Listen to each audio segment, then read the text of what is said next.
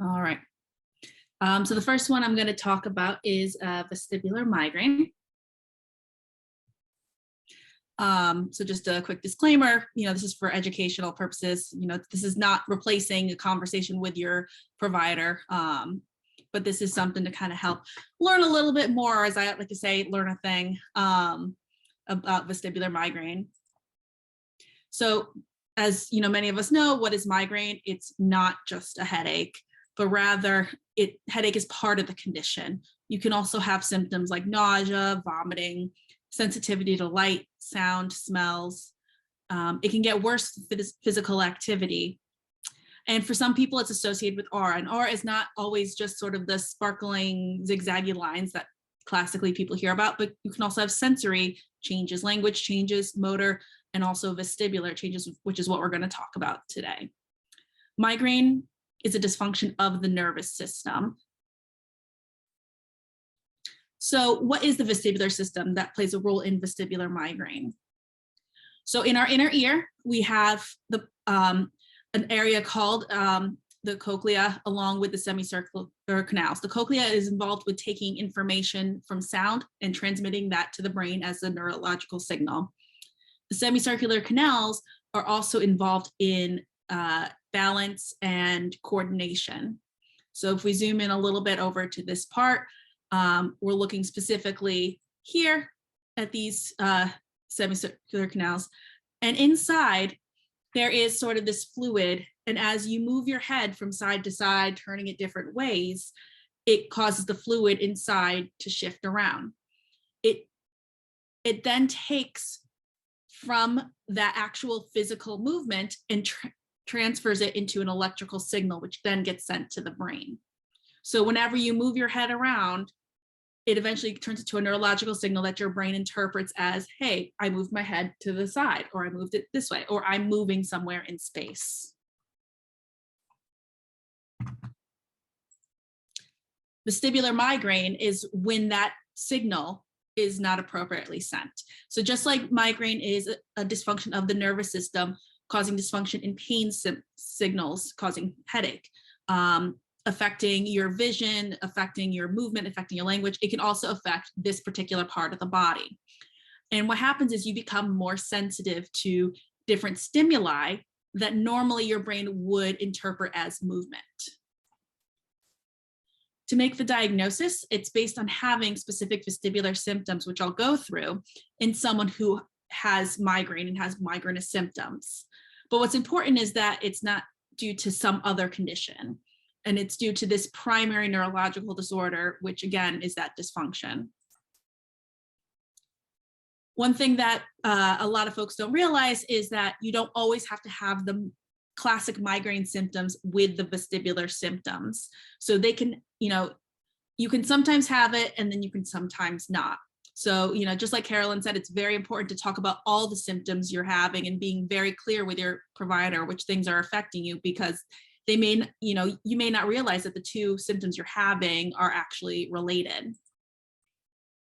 It's super undiagnosed, but at least 1 in 10 people do have some form of dizziness, which is the most common vestibular symptom. So it's definitely worth something to look at. It's something worth looking into. The other thing that is typical is that the vertigo that can occur with vestibular migraine doesn't happen at the same time that migraine itself develops. It can be several years later that actually happens. So what symptoms particularly are associated with the vestibular migraine? So vertigo is, the most common one that most people will bring up. There's different kinds of vertigo, and vertigo is basically the sense of motion when there isn't any. So you can have internal, so you feel like you're moving even though you're not. External, and that's kind of that world is spinning sensation.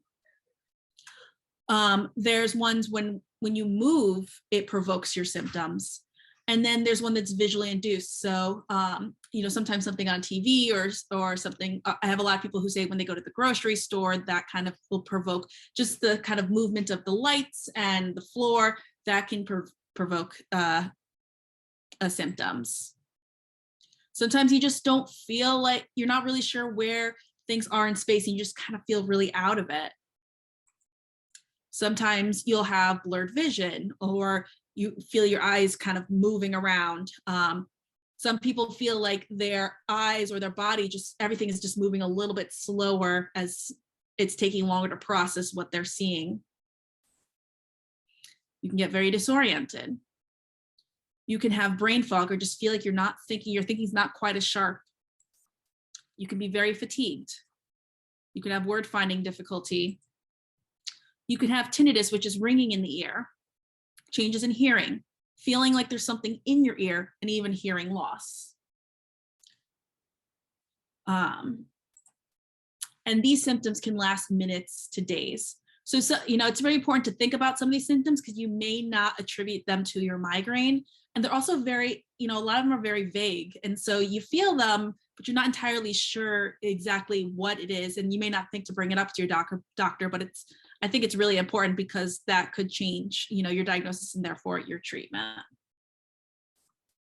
The other thing of note that is that it can occur with or without a headache or with other migraine symptoms. Like I said, usually about half of for some people, about half of your migraine attacks are associated with headache, nausea, sensitivity, light and sound. And sometimes a lot of folks I see, they'll have these symptoms sort of in between.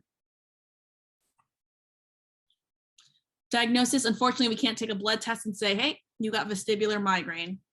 Instead, it's based on the clinical history. So the story you tell your provider, and they do an exam to make sure it's not due to anything else.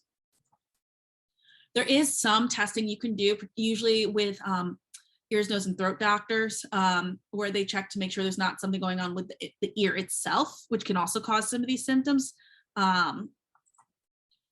In some cases, we will do an MRI, not to diagnose vestibular migraine, but to make sure it's not anything else, like a tumor or an irritation to some part of the brain that's causing issues. But at the end of the day, there's no standard to actually diagnosing this. And, correct me if I'm wrong, Dr. Young, but I'm pretty sure in terms of the classification, the International Classification of Headache Disorders is not actually in that. It's sort of an appendix as a, this is a thing that exists, but we haven't fully classified it yet. So, not a lot of folks, a lot of other providers are actually aware of this condition.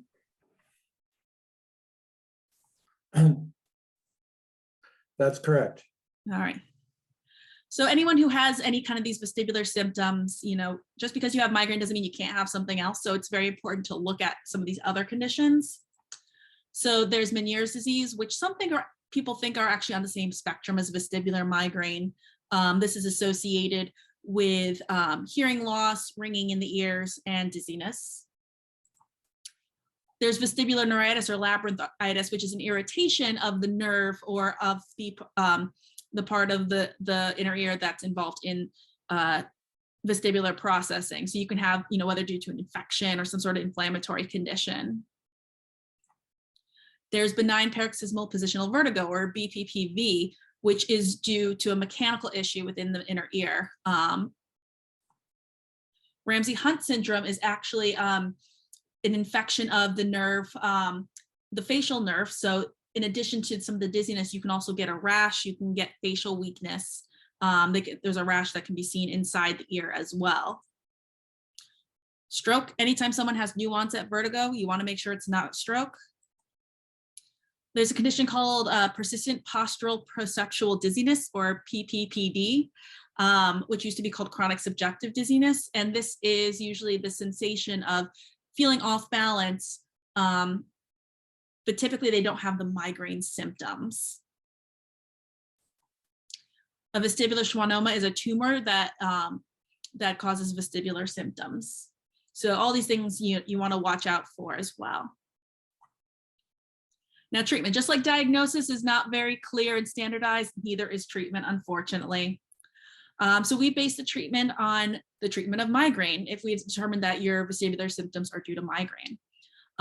And typical migraine preventive treatment, some have been shown to be helpful specifically for vestibular migraine. It's also very important that, these episodes of vertigo, especially if you don't know what's going on, it can produce anxiety. So making sure we also treat the anxiety is very important and not say that anxiety is causing the illness. but being aware that the illness can provoke anxiety. Vestibular rehabilitation can help enhance your spatial perception, your body coordination, kind of retrain the brain to be able to handle some of these stimuli and also your symptoms. And because a lot of these symptoms are exacerbated by certain visual stimuli, physical stimuli, you want to start slowly and just slowly increase your exercises, especially because there's a lot of motion sensitivity. Now, there has been some studies and some evidence for certain treatments. Unfortunately, most of these studies were in small group case studies. There's been no very large studies like we do for your typical or your more common migraine symptoms, I should say. But all of these, there has been some study that showed that this can be beneficial. So for rescue treatment, and you've got your triptans, a lot of people who have vestibular migraine, they first come in vestibular symptoms, they get treated for vertigo with meclizine. But if someone has vestibular migraine, sometimes it's better to treat the underlying cause instead of the symptoms. So triptans can be very good for acute attacks. Acetazolamide is a medication that has had some evidence in helping with the vestibular symptoms. We typically use this for elevated intracranial pressure. Also, it can be used for other aura symptoms. Typically doesn't help with the headache part of migraine. Amitriptyline is a very commonly used migraine preventive that has some evidence. Propranolol is a beta blocker normally used for heart rate and blood pressure, but also is very commonly used for migraine. And this has been shown to be helpful. Our good old friend topiramate, love it or hate it, it still has a lot of information, a lot of evidence that can be helpful. Venlafaxine is an antidepressant that also has evidence in vestibular migraine, and one that I particularly use a lot with my patients. An external trigeminal neuromodulator. So this is the device that goes on your forehead. It causes neurostimulation. There has been a study that shows that this non-medication option with neuromodulation can help with vestibular migraine. But of course, there's been no large high quality studies. There's no treatment guidelines. So a lot of this really does based on your conversation with your provider and based on any other comorbidities you might have, which medications you tolerate. And this doesn't mean that other migraine preventives aren't helpful. We just don't have that evidence yet. So it's still worth trying if you think that the other treatments such as the CGRPs or onabotulinum toxin would be helpful for you. So in summary, migraine's not just a headache. We all know that. It's a dysfunction of the nervous system. Vestibular migraine occurs when there's dysfunction in the actual vestibular system as a part of the entire migraine process. Vestibular symptoms do not always have to be with migraine symptoms, so you can have them in between. To diagnose it, it's based on the story you tell your provider, a neurological exam, and making sure it's not anything else. There's no standard treatment. As of right now, we treat it similarly to migraine. So thank you for that. This is my cat, Alphonse. Any questions about vestibular migraine before I go on to the next one? I don't have any here at the moment.